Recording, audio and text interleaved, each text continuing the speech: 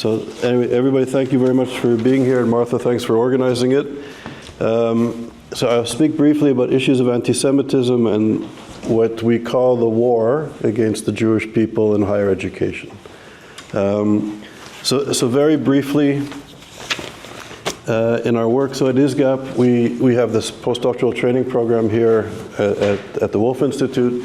We have postdocs now at McMaster University in Ontario, at NYU, and at UPenn. We also now recently established a program at INSS, the Institute for National Security Studies, and we're doing 2 projects there with a group of scholars, one on Israeli-American relations, the future of American-Israeli strategic relations, and the impact of the Muslim Brotherhood and Qatar on democratic principles. So, and basically, we're doing various research projects. We have faculty now, we have about 5 faculty members, and we have research fellows from around the world. We're up to about 80 research fellows. It's a vibrant center. We have a digital research center where we do programming, seminars, conferences, and symposiums online. And this semester, I'm happy to say, we're doing seminar series in English, Spanish, French, and Arabic. So we're trying to really be global and really be inclusive and bringing people from different perspectives sort of into the space. We also find in the study of contemporary anti-Semitism, there's sort of a gap between discourse and knowledge in various languages. So we're trying to bridge the gap and bring scholars who are working in the French environment or Spanish environment and the English environment together, and also to try to include people who are in the Arabic space, dealing with issues that are very much connected to the study and combating contemporary anti-Semitism, because there are wonderful scholars and policymakers in the Arabic space also fighting radicalization, the Muslim Brotherhood and its ideology, the Iranian revolutionary regime and the threat it poses to the region, not just to the Jewish people, but to the region, and how anti-Semitism is often a way to distract and appeal to the uglier side of humanity for all sorts of reasons. So it's we're expanding, and it's I guess unfortunately it's an important topic these days. So we have various research projects, and we're also dealing with indigenous issues. We have a program called Jewish Consciousness that comes out of the Black Consciousness movement, which I was active in as a kid. You know, one of my mentors and professors was somebody who was one of the creators of the Black Consciousness movement in Southern Africa. And the Black Consciousness movement was a way, in a sense, that, you know, I guess European racist identities, white people were superior, black people were inferior. Blackness takes away a lot of people's wisdoms and culture, sort of makes them into unidimensional objects. So in a way, the Black Consciousness movement not only tried to flip the paradigm, but actually went into African culture and wisdom and its connection to the land and cosmology as a way to resist the framework that was being imposed upon them to combat the apartheid system. And in Jewish consciousness, we're trying to, in a way, empower particularly young Jewish people, students, and even faculty members who are increasingly under attack for being Jewish, for being Zionist, for being fascist and apartheid supporters and supporting the apartheid genocidal regime. And in a sense, identities are being imposed once again in a very vicious way upon Jews. And I think Jewish consciousness is a way, I think, to really empower young people to connect to their wisdom and in a way to sort of combat anti-Semitism. So it's rather incredible if you think about it, and I'll talk about the different phases of anti-Semitism very briefly before I go into the research project that we're going to deal with here. But if you think about it, the academy, the universities, the greatest scientists, professors of eugenics and biology, theologians, social scientists, really in the early 1900s defined the Jew as not white, as a a racialized group that was poisoning the purity of the white Aryan race and had to be eliminated. It was racist anti-Semitism that culminates in the Holocaust. But the incredible thing is that the best universities, the best thinkers of the time, defined the Jew as the other, defined the Jew as a racialized group, and that in those days the notion that race was something that was innate. You couldn't escape your racial identity. It was not only in our character, but it was innate in our essence. So you can speak languages, you can practice the best music, you can master the philosophy and theology of the land and the culture, but you were still racialized in a certain way. So this racist identity was really driven in large part by the intellectuals, by the best intellectuals. And now fast forward less than two generations later, the best intellectuals in Oxbridge and the Ivy Leagues and the Sorbonnes of the world are now defining the Jews as white. And it's not white, welcome to the club and we're so sorry for what happened to you. It's white, and now we've become the embodiment of all that was the essence of this civilization, of this culture. So now the Jew has become white supremacist, racist, settlers, apartheid supporters, genocidal, and the list goes on. And this obviously is not just the defining of the Israeli context, because I think a lot of people in the West and in Jewish communities in Europe and North America were thinking that this was a problem for the Israelis. And if only the Israelis and the Palestinians could work it out, everything would be okay. But slowly, I remember going to Shabbats in Paris in the 1980s and the 1990s, and suddenly there were paramilitary police defending the synagogues on Shabbat, right? And slowly this sort of like a cancer, this disease of anti-Semitism, and defining the Jew as white, as a Zionist, as a settler, has now permeated European society and North American society. And it started in the classroom 40, 50 years ago, from the classroom to the encampments to our streets. And we know, and this is what I'll talk about, follow the money, is that the enemies of democracy know full well that if you want to influence society, if you want to influence democratic societies, perhaps the most sensitive, the most important institution in our democracy is higher education. This is where young people go to learn to be citizens. This is where they learn their values, right? Influence, hijack, change the discourse in higher education, you influence society. This is where young future professors go. This is where young journalists in the media of record go, particularly at the elite universities. Captains of industry. This is where the leaders of society go. And if you inculcate them with hate, it will have an impact on society. So this is sort of what we're doing in ISGAP, and I'll explain the project that I'll speak to you about. But I'll just say very briefly, I'll give you the history of anti-Semitism in 90 seconds, so forgive me. It's going to be it's a much more complicated, nuanced legacy than what I'm going to do in a few seconds, so forgive me. But I would argue that there's three basic phases or main phases of anti-Semitism or anti-Semitisms. One was the Christian religious phase, where the Jew was perceived as blinded by evil, blinded by darkness, because they were unwilling and incapable of accepting the Christian notion of the Messiah. And if you don't accept the Christian notion of the Messiah, based on Christian teachings throughout many centuries and various kinds, and there's experts here on theology, so, forgive my crude, broad strokes, because I know there's nuances in this and even contradictions in what I'm going to say, but in general, there was this hatred for the Jew for not accepting the Christian notion of the Messiah. And what makes anti-Semitism inherently genocidal, unlike the other forms of hatreds, which is, has caused so much devastation and suffering and violence,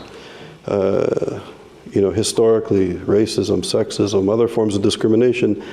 What I think distinguishes anti-Semitism from other forms of hatred is its inherent genocidal component. Because there was this belief that if the Jew doesn't accept the Christian notion of the Messiah, that they cannot have redemption, but what made it genocidal is that the Jew was holding back the redemption of the world. They were holding back the coming of a messianic age. So the Jews were forcibly converted, driven out, exiled, pogroms, etc. You know the history well. When I think the dominant gaze shifted, certainly in the West, from religious notions, a dominant notion or worldview, to notions of race and ethnicity and biology and nationalism, the Jew living in various communities throughout Europe, North Africa, the Middle East, suddenly became others to the indigenous national group. So this ushered in a period of sort of racist anti-Semitism, which I touched on earlier, which culminates in the Holocaust, I would argue. And unlike the Christian form of anti-Semitism, where the Jew had somewhat of an escape hatch, they could convert or even sometimes run away. In the racist form of anti-Semitism, there was no escape. So people like von Herder and all the great Enlightenment philosophers see race as something that is deeply rooted, and you can't escape this fate of your racialized, I won't even say identity, but innate nature. There's no escape. And this culminates in the Holocaust. And as my colleague David Patterson has documented in his work, the rational project to eliminate the Jew from the face of the earth, even went so far where Nazis were sending battalions of troops because there were rumors there were 12 Jewish people near the North Pole. And they had to save humanity from the Jew and eliminate every single Jew in the world. This was the final solution project. So today, particularly in these spaces of Enlightenment thought in the university in 2025, this sort of Christian racist forms of anti-Semitism are really, I'd say, frowned upon. But I would say they were deeply rooted, but at least at some level, not tolerated. I think if a scholar, engaged in racist anti-Semitism or Christian nationalist anti-Semitism, they'd be in trouble. Maybe they'd be fired. They'd be socially ostracized. It would be not such a good thing for them. But attack the Jew for who they are as a people, I would say, and in the words of David Patterson, it becomes at this moment not only acceptable, not only tolerated, but it becomes a moral requirement to define Jewish peoplehood in a certain way. So now the cause of the problems, the cause of world chaos, is the stubborn Jewish connection to the land, Zionism. And the Jewish connection to the land is now once again being defined as fictitious, problematic, etc. And I think if we speak about indigenous cultures, one can make an argument. If you look at the Torah, if you look at the Quran, if you look at the New Testament, if you look at history books, there is a presence of the Jewish people to the land, right? I remember traveling with my dear friend who will be with me. I'm meeting with him in Jerusalem tomorrow, Peter Peneshwe, who's the indigenous, the leader, the chief, the grand chief of the Innu people of northern Labrador, what is called Labrador today. And he was the head of the Assembly of First Nations of Canada. And I toured with him I spent 6 weeks with him in Sheshatshiu, learning about indigenous cultures. I was brought up in Montreal in a city, and I went up to Sheshatshiu and I was hunting and gathering with Innu people. Kind of blew my mind that this incredible culture and language and way of life still existed in Canada, which I had no clue about as a 20-odd-year-old kid going there. And I went with him. He came with me to Israel, and we toured Israel. And looking at Israel from an indigenous perspective was, for him and I, extraordinary. And the holidays, the connection to the land, the four holy cities of Israel, representing the four elements of earth, wind, fire, and water, right? Hebron, Jerusalem, Tzfat, and Tiberias. The holidays, the connection, the shifting of seasons, as connected to the Torah, the oral and written Torah, extraordinary. So there is a deep tie to the land. And when Jews express it, particularly in the spaces, it's becoming increasingly difficult. And I think after October the 7th, at sort of an intellectual level and at a social level, the discourse has been shifting over the last few decades when it comes to Israel, Zionism, and the Jewish connection to the land. But after October the 7th, on October the 9th, it was a Monday morning, at universities around the West, there was this explosion, coordinated explosion of anti-Semitism. So how does this happen? So one of the projects that we're doing at ISGAP is called Follow the Money. And Follow the Money is looking at how the Muslim Brotherhood is funding universities in the West. And I think many of you know that the Muslim Brotherhood, I would argue, is a reactionary social movement that begins roughly 100 years ago in Egypt, and it basically is a fusion, I would call it a perversion of Islam, a very narrow understanding of Islam, with sort of a fusion of European anti-Semitism, genocidal anti-Semitism, and even Nazism and fascism. So European nationalism and fascism. And if you look at the Hamas charter, if I was the professor responsible for the people who wrote the Hamas charter, I would kick them out of the institution or the university for plagiarism. They literally take the protocols of the Elders of Zion. The protocols of the Elders of Zion, as many of you know, are basically this forged fake documents that define the Jewish people and Judaism as sort of this secret cabal that the Jews were trying to have all these conspiracies to usurp European Christian society. And the protocols of the Elders of Zion played a very important role in marginalizing Jewish people from Europe and justifying their removal from spaces of work, their removal from universities, going back to universities. The only institution in Germany and Austria to voluntarily give up the Jews were the universities. Not the police forces, not the armies, not the unions, the universities. Interesting. So this led to the removal of Jews, putting them into ghettos and into the final solution. So here you have the Muslim Brotherhood in the name as a sort of a movement that grows out of their opposition to British colonialism. They adopt some of the most pernicious forms of hatred coming out of Europe, coming out of Britain, and the like, and adopting this narrow view of Islam to remove anything that's foreign from what will be the new caliphate, new Islamic space. So, and we have colleagues here who are experts on the, Charlotte is an expert on the Brotherhood. I work with amazing experts on these issues. I'm more focusing on the anti-Semitism of the Brotherhood historically and its ideology and its connection to Nazism and fascism.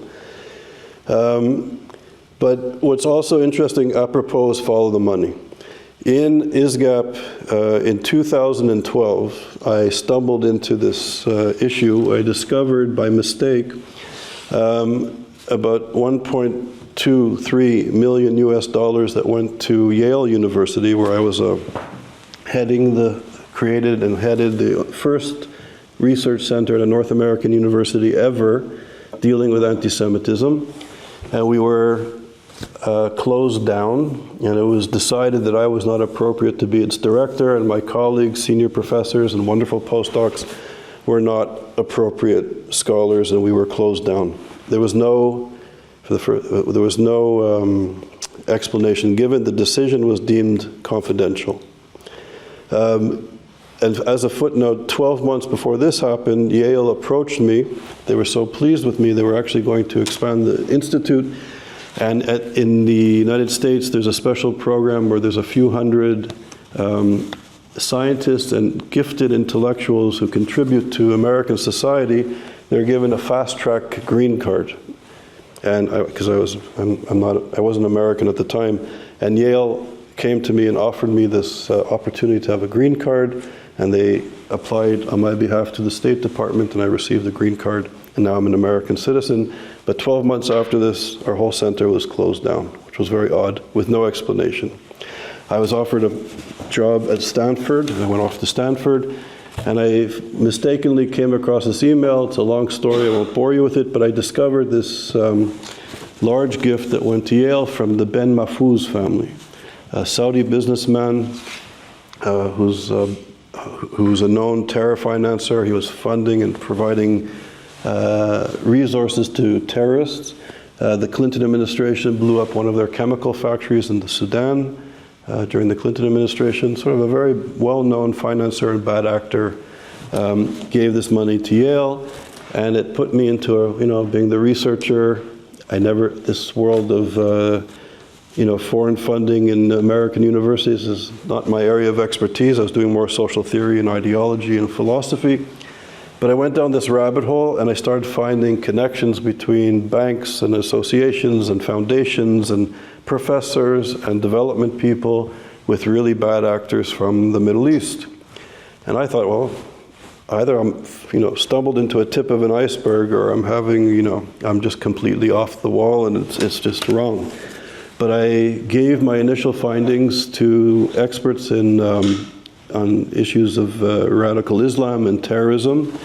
I gave it to 3 prominent professors, and they were like, yes, we know this family, we know this bank, and so I had stumbled onto a tip of an iceberg. And I spent the next 7 years with my mother and father's neighbor, who was a retired forensic accountant, who became obsessed with this project, who just delved deep into these issues.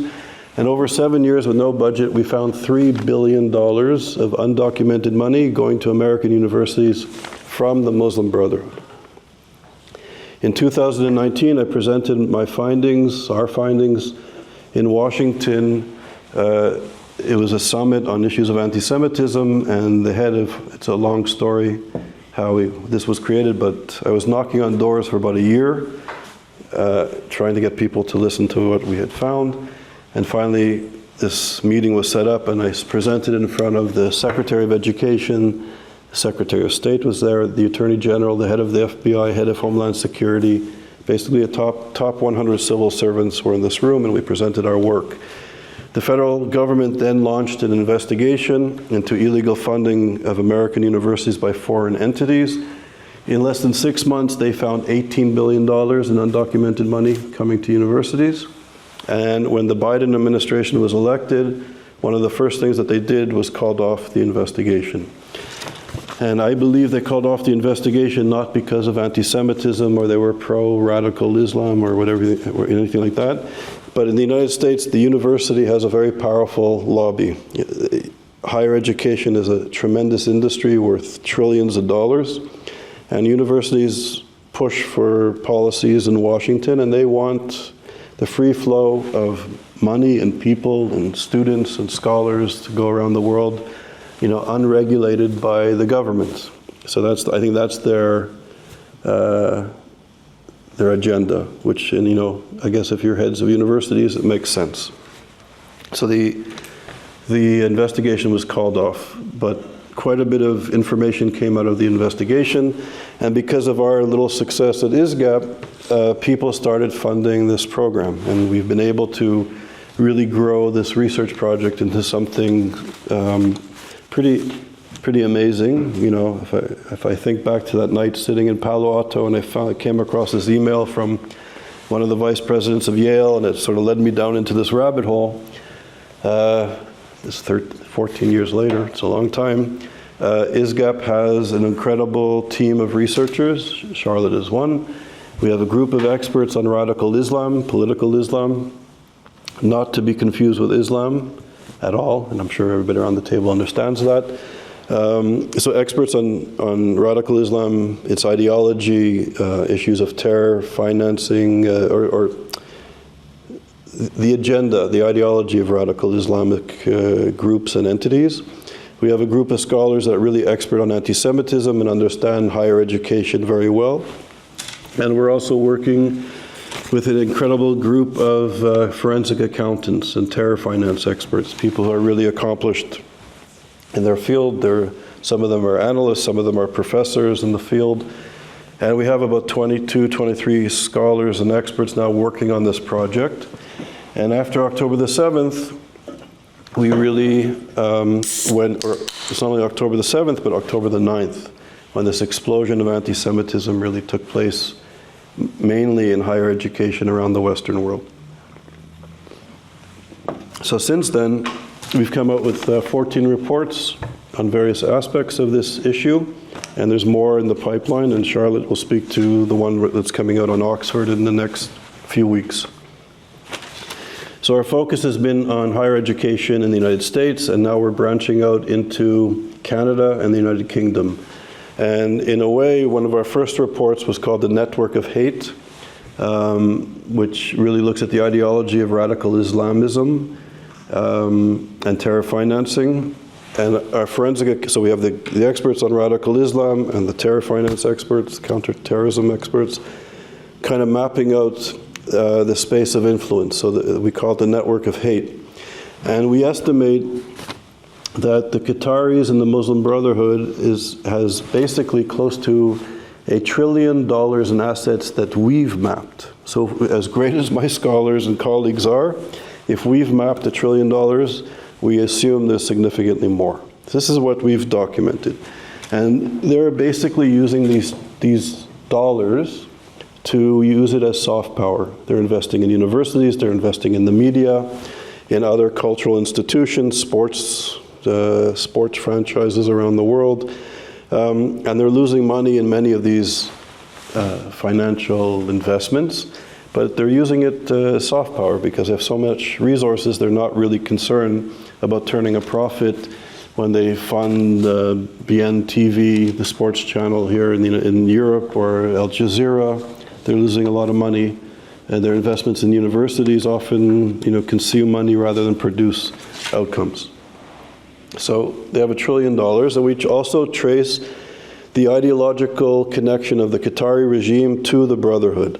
So basically, and I won't go into all the details because I want to kind of focus on more of the reports that we're doing, but essentially the royal family of Qatar has a bayah. A bayah in Hebrew means a problem, which may be an appropriate term, but in Islam it's a spiritual oath.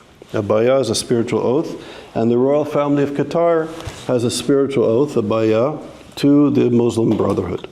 So, the Yusuf Kawadawi, for example, who was the spiritual leader of the Muslim Brotherhood until his passing 3 years ago, preached his entire life that the true believer, the true Muslim, the authentic Muslim, is obligated to complete the work of Hitler.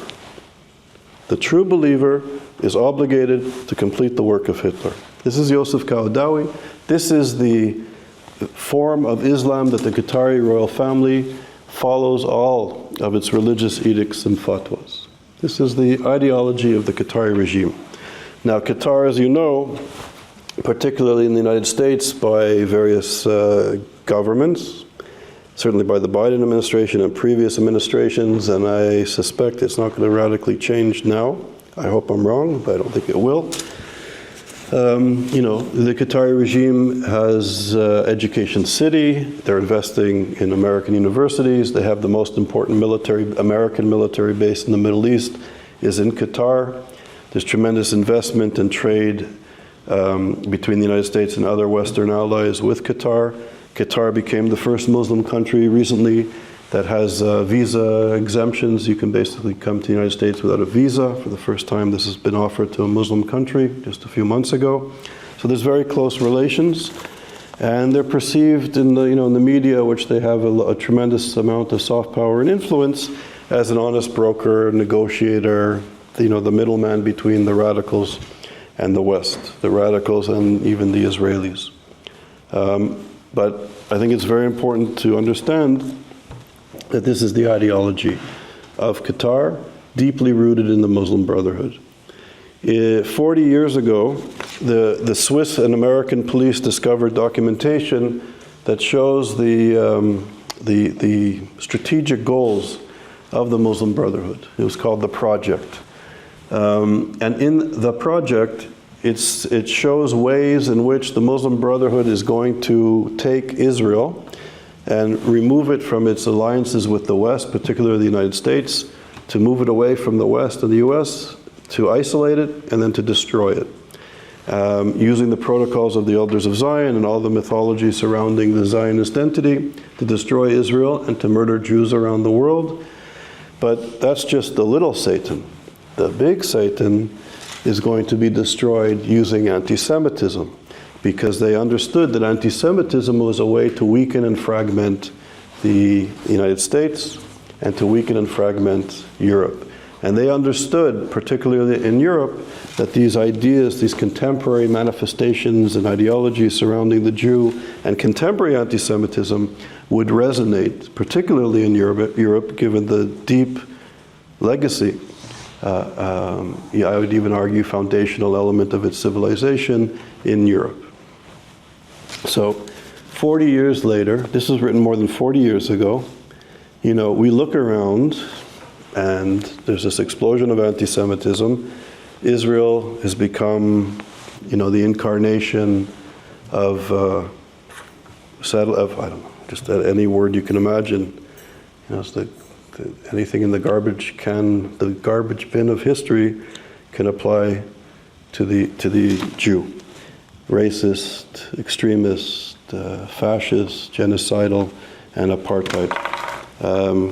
And one of our reports that came out on the South African connection to the ICJ case shows that the Qataris and the Iranians were helping the South Africans to bring their case to the International Court and basically bought the South African regime. And the Treasury Department called my colleagues and I in December to look at our report, and there's going to be, I think, quite a lot of interest in our what we uncovered between basically paying off the ANC, buying their brand, their really, their illustrious special brand in terms of the human rights community as, being anti-apartheid, and tarring the Israelis and the Jews and the Zionists as an apartheid regime.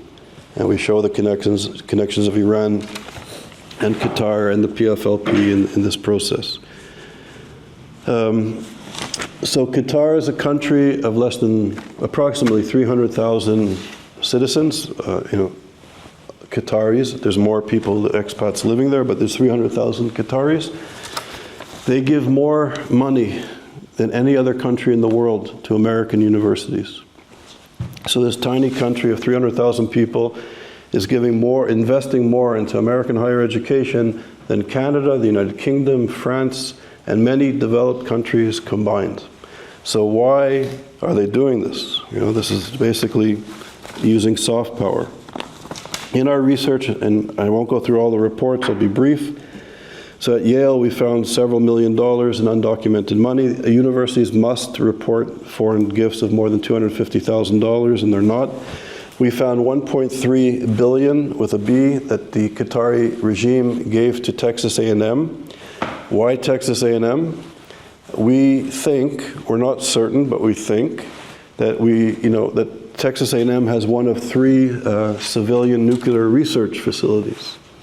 And we think this is one of the reasons why they targeted Texas A&M. We discovered their contract. All our research we do is legal and open source because we want to present it, first of all, we want to be ethical, but we want to present it to governments for hopefully changing policy. And if there's any court cases, everything we find is legally obtained and documented and footnoted. All our reports have hundreds of footnotes and sources. We try to do high caliber research. We're not an advocacy organization or a research center. So we document everything. We found in the contract 502 research projects that Qatar has with Texas A&M in a very odd part of the contract, or basically all the contracts that we found between the Qataris and universities in the United States. Qatar owns the intellectual property rights for everything that is accomplished in the projects. We found 502 research projects. We flagged 58 of the projects as having dual use for military purposes and 13 for nuclear military research purposes. And we called on the federal government and the Department of Energy to do an investigation. We stand by our research. We hope we made mistakes. We hope our research is wrong. But I think that this is a dire security issue, because as we know, the Qataris have very good relations with Iran, and Iran, everybody knows, is bent on getting nuclear weapons.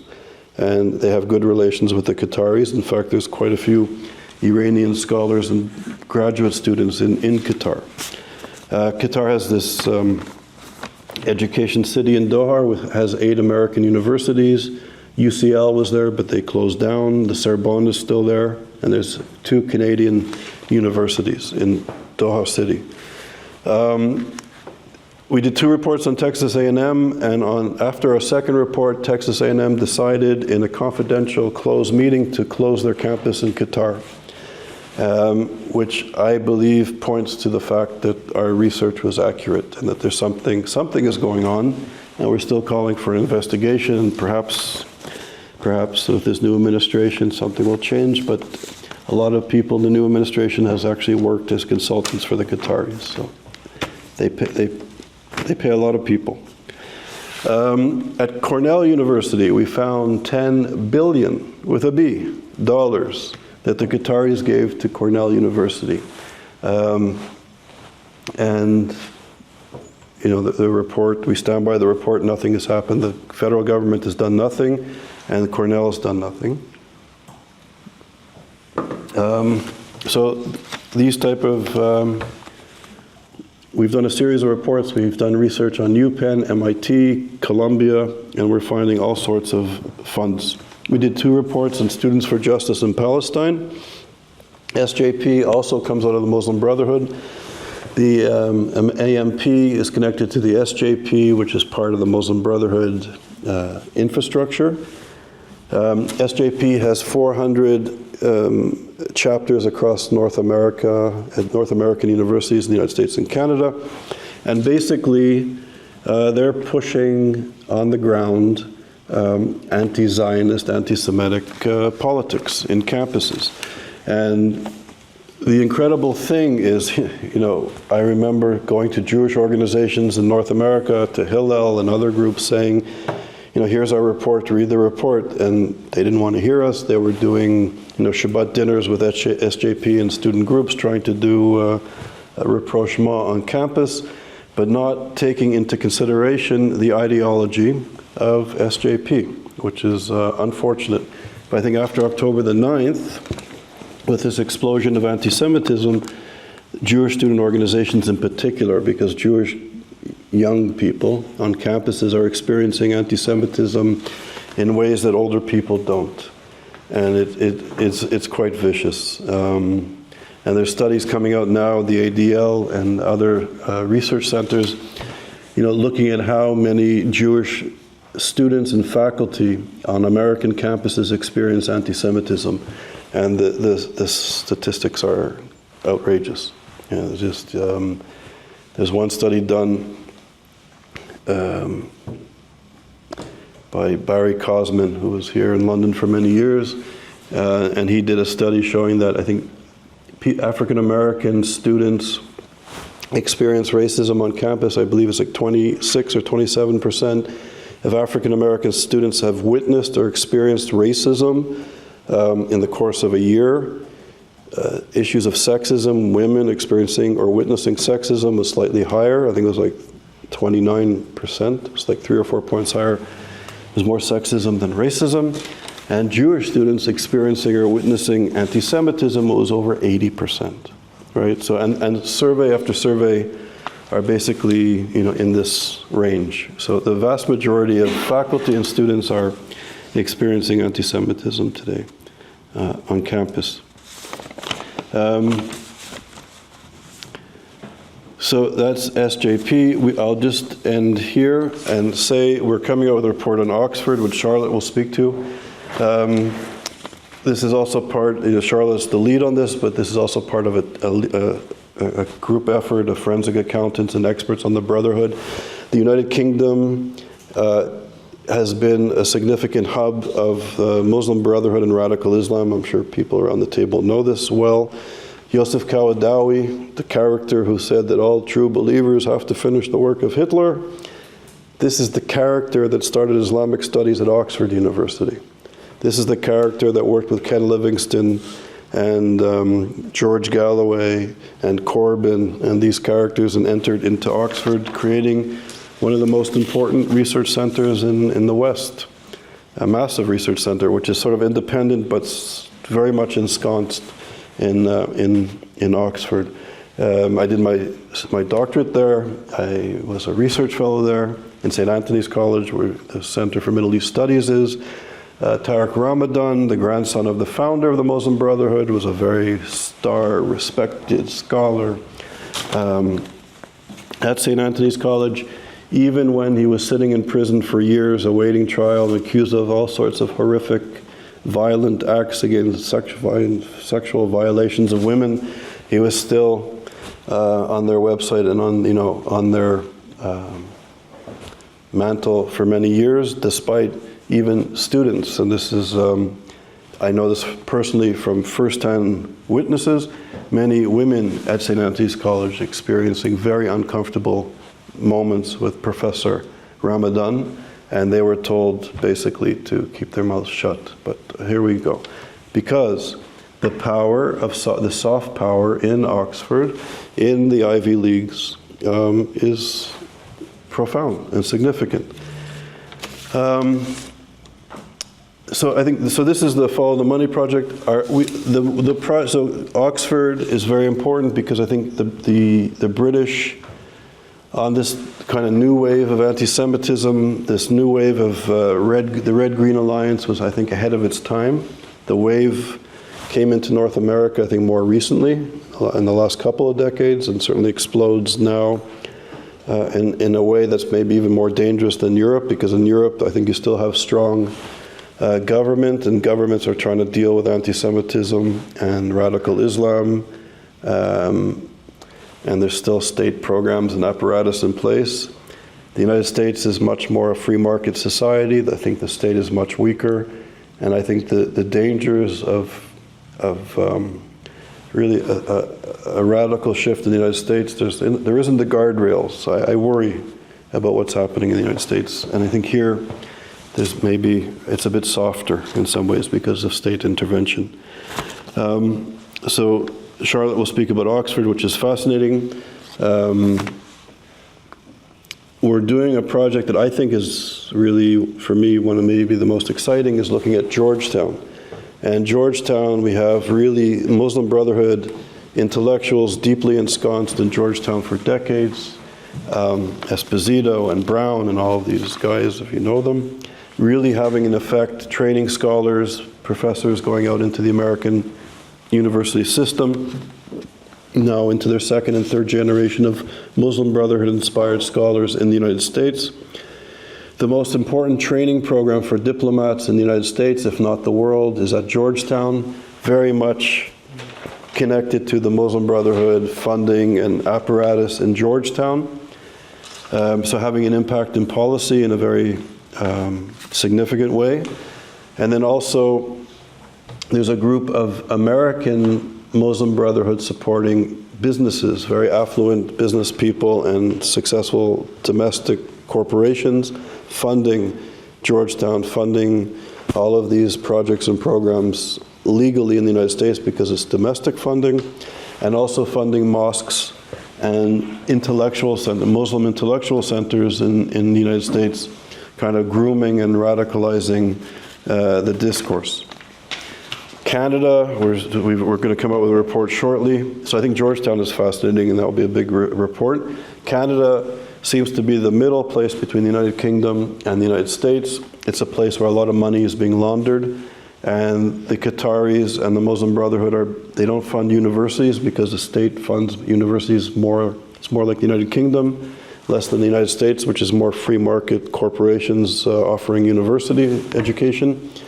But they're funding mosques and community organizations and radicalizing students on campus, but it's more community-based funding. And I'll just end, and I'll be happy to take comments and questions, and feel free to ask tough, critical questions as well. But I just want to end by speaking about how in 1983, Edward Said said that he's the last remaining Jewish intellectual. and that, some people thought he had a bad day, but anyways, and that he was the sole inheritor to the Frankfurt School of Thought. The Frankfurt School of Thought, as I'm sure all of you know, is a very important philosophical movement that comes out of Europe during the Second World War and the Holocaust. Many of the key scholars were Jewish refugees, survivors, Adorno, Horkheimer, Hannah Arendt, and others, and that he was the last Jewish intellectual, the heir of this important philosophical movement, and that Jewish professors became fat scribes in the suburbs of America. So people thought he had a bad day. And he went on to say that the Palestinians were the Jews, and the Jews and the Israelis were the Nazis. So 1983, to say this, it was a bit disconnected from reality. But go into any Middle East studies program today. Go into many literary criticism schools and social philosophy schools and even now diplomacy schools. And this is a very important part of the zeitgeist of today's scholarship, right? So it's incredible that this happened. And this happens now also with a massive investment from the Brotherhood into our education system. And I'll end with one more thing. Emmanuel Levinas, who I'm a fan of, who basically brings Jewish thought and Jewish philosophy into academia, into the Western university. He's not just a Jewish scholar, but he's a scholar that brings Jewish thought into university. And he brings Pirkei Avot and the Talmud, and he famously writes how that when we see our face in the face of the other, when we see our face in the face of the other, this is the instant we become human. We need the other to be human. This is Jewish ethics. Everybody's created in the image of God. There's no criteria that you have to tick out, you have to say this or do that or think this or jump like this. Everybody's created in the image of God. And we need each other. We need the other to be a human. When we see ourselves in the face of the other, this is when we're human. It's not tolerance, it's not toleration.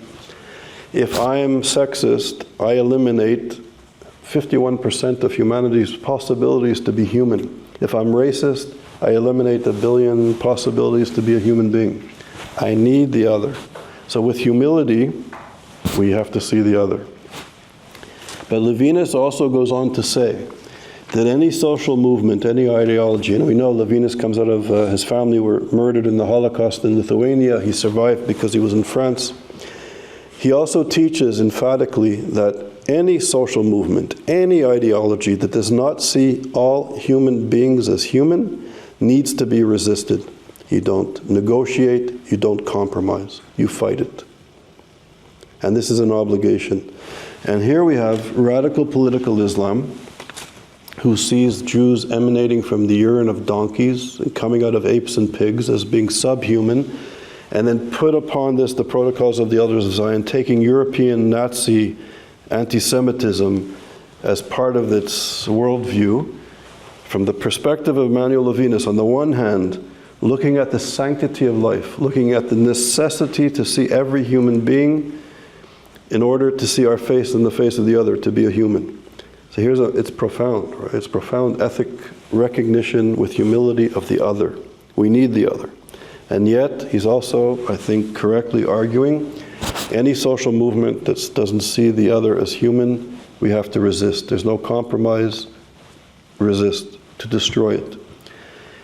And then, of course, here we are in academia, in the university environment, where Jews are being purged. Tenured professors at Ivy League universities in the United States of America in 2025 are being purged. I'm choosing my words carefully. Students are being physically attacked. Professors, I know some, cannot go to campus because they are being physically threatened. 2025, ladies and gentlemen.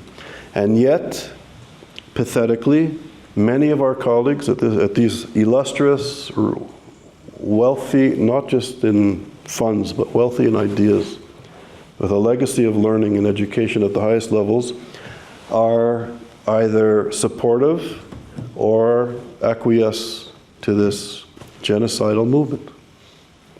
And here we are. And it's a serious moment in the battle of ideas, and it's a serious moment in the world of policy, in the world of our democracies. And Elie Wiesel, who I had the privilege of starting ISGAP with many years ago, always taught that anti-Semitism is not a parochial problem for the Jews or for Israel. That anti-Semitism will always begin with the Jews, but it never, ever, ever ends with the Jews. And this is really an assault on humanity and human decency, and certainly on democratic principles. And here we are. So it's a challenging time. It's really a privilege that ISGAP is here at the Wolf Institute in Cambridge, and we're trying to create a space in good universities where these ideas can be discussed and debated and written about at the highest levels of scholarship, and really fighting anti-Semitism in the battlefield of ideas, but not just writing reports that sit on some shelf or books that 3 or 4 people read in some dusty seminar room, but really to engage students and faculty and create high caliber scholarship to kind of map, decode, and fight anti-Semitism. So I will stop there, and I'm happy to have questions or comments. So thank you. It's easy to see the financial and ideological, especially financial, but also the ideological reasons why universities get involved with this money. What's your sense of why the federal government is so lax in policing this? So it's a great question. So there are laws in the books that came out of there was a fear in the 1930s and 40s of a fear of Nazism spreading to the United States, and then later communism. So there's these laws, federal laws that exist, that any nonprofit organization and any university receiving foreign funding over $250,000 needs to report it to the Department of Education and the IRS. And the laws are there, and they're quite detailed. They've been there for many years. But there's no enforcement of the law. And again, I think it goes to the lobby of the universities. They want to have a unregulated sector of the U.S. economy. They want to be left alone to do their work, to travel, to go, to get money. So they're pushing to keep the federal government away from interfering with higher education. And I think that's a very serious part of it. However, in the last 18 months or so, ISGAP, we've presented our work to over 150 congressional leaders and about 40 senators. We've been briefing various committees and subcommittees, and we've been testifying. And I think there's traction.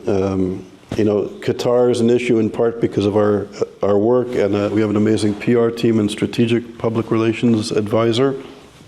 So I'm sure many of you have heard about Qatar and foreign funding. It's sort of around now in the public discourse. That comes out of our work.